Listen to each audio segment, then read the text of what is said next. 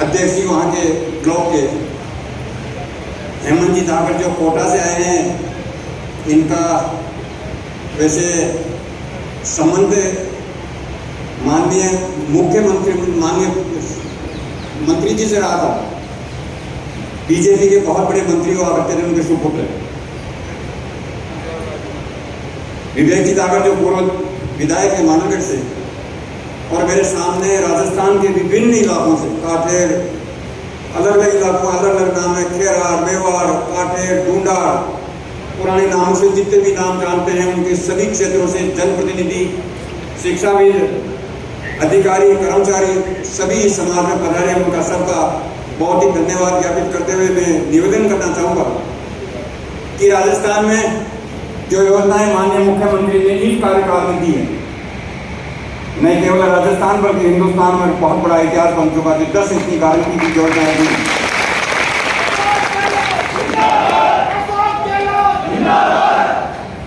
नरेंद्र जी मोदी के जो हमारे प्रधानमंत्री और हमारे अमित शाह को जिनको चाणक्य मानते हैं नीतियों में, लेकिन अशोक जी गहलोत ने नीति दी, उनके सामने वो मात खा गए और इनका आप फॉलो करना चाहिए।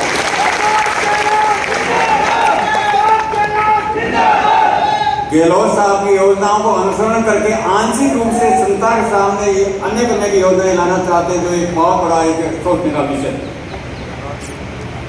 माननीय मुख्यमंत्री से निवेदन ये करना चाहूंगा, मैं थोड़ा सा 2 मिनट का समय देना चाहूंगा और थोड़ा सा आपका थोड़ा सा ध्यान आकर्षित करना चाहूंगा कि 1885 में हिंदुस्तान में किसान आंदोलन चालू हुआ, बिजलियां किसान आंदोलन, जो न केवल हिंदुस्तान बल्कि संसार का सबसे अनुशासित कोई किसान आंदोलन हुआ तो बिजलियां किसान आंदोलन था।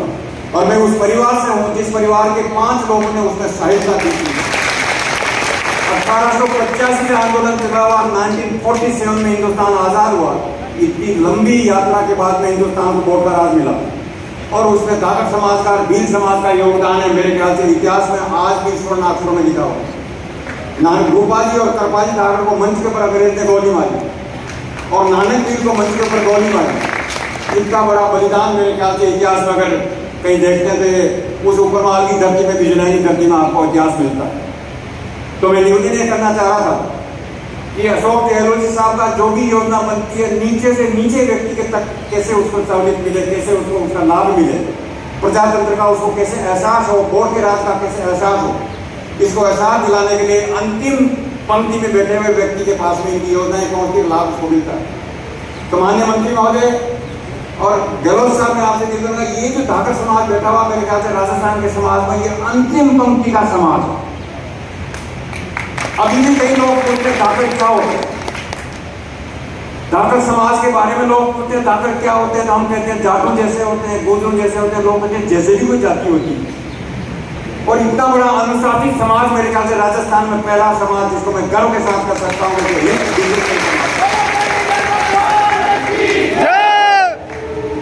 इसलिए समय ज्यादा लेते हुए मैं निवेदन ये करना चाहूंगा, क्योंकि हमारे जैसे मैं कई दफा ये बोलता हूँ कि मोहनलाल जी सुखारिया, माणिकलाल जी वर्मा और कई लोगों को शायद प्रजामंडल का मालूम नहीं होगा। मैं पढ़ता था, एकमात्र लड़का पढ़ता था धाकर समाज से, प्रजामंडल से लगा करके आज तक की जो कांग्रेस की यात्राएं हैं, सुखारिया जी से लगा करके, माणिकलाल जी वर्मा से लगा करके और अपने हमारे सिंह जी माधव साहब से लगा करके, बहुत बड़े संघर्षों के बाद में आज जिस मंच पर खड़ा हूँ, मैं धन्यवाद देना चाहूँगा सम्माननीय गहलोत साहब कि मुझे इस उम्र में 76 की उम्र में इस मंच पर खड़ा होकर के ये कहने का अवसर मिला है कि मैं उस धरती का निवासी हूँ, धरती का प्राणी हूँ, जिसने किसान आंदोलन के माध्यम से न केवल हिंदुस्तान बल्कि संसार में सबसे डिसिप्लिन अगर कोई किसान आंदोलन हुआ तो जिला किसान आंदोलन। एक वाक्य सुनाना चाहूँगा, ये रेफरेंस इसलिए देना चाहूँगा कि 1985 में भारत सरकार की तरफ से मुझे अमेरिका भेजा गया था, गवर्नमेंट ऑफ इंडिया की तरफ से, मैं इरीगेशन में इंजीनियर। तो मेरे पास में लंबी फ्लाइट थी टोक्यो से सैन फ्रांसिस्को।